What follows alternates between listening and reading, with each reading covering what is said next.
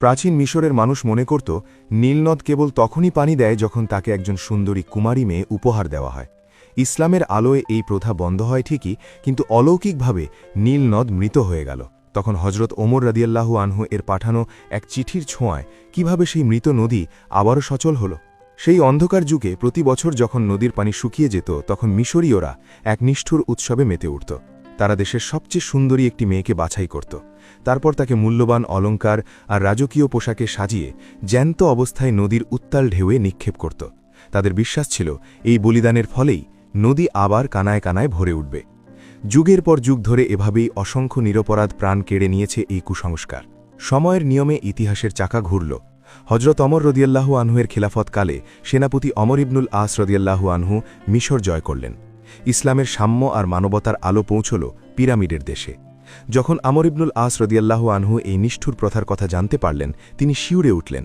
ইসলামে যেখানে একটি পিঁপড়েকে অকারণে মারা নিষেধ, সেখানে মানুষের প্রাণ এভাবে বিসর্জন দেওয়া কোনোভাবেই মেনে নেওয়া সম্ভব ছিল না।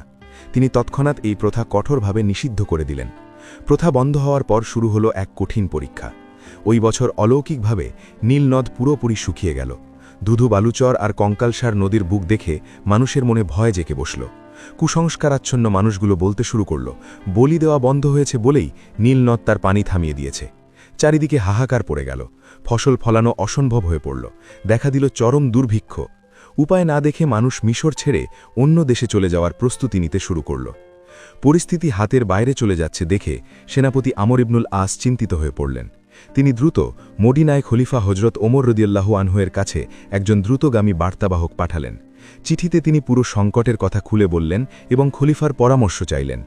সবাই হয়তো ভেবেছিল খলিফা মিশরবাসীকে বাঁচাতে বিপুল অর্থ বা খাবার পাঠাবেন, কিন্তু খলিফা ওমর পাঠালেন অন্য কিছু। তিনি বার্তাবাহকের হাতে একটি ছোট চিরকুট দিয়ে বললেন, এটি নিয়ে যাও এবং নীল নদের বুকে নিক্ষেপ করো। মিশরে খলিফার চিঠি পৌঁছানোর পর সেনাপতি আমর ইবনুল আস সমস্ত মিশরবাসীকে নদীর তীরে একত্রিত করলেন। সবার মনে এক চরম কৌতূহল, একটি ছোট কাগজ কি করে মরা নদীতে পানি আনবে। সবার সামনে দাঁড়িয়ে তিনি খলিফার সেই চিরকুটটি উচ্চস্বরে পাঠ করলেন। তাতে লেখা ছিল, হে মিশরের নীলনদ, যদি তুমি নিজের ক্ষমতায় বা নিজের ইচ্ছায় প্রবাহিত হও, তবে আমাদের তোমার পানির কোনো প্রয়োজন নেই।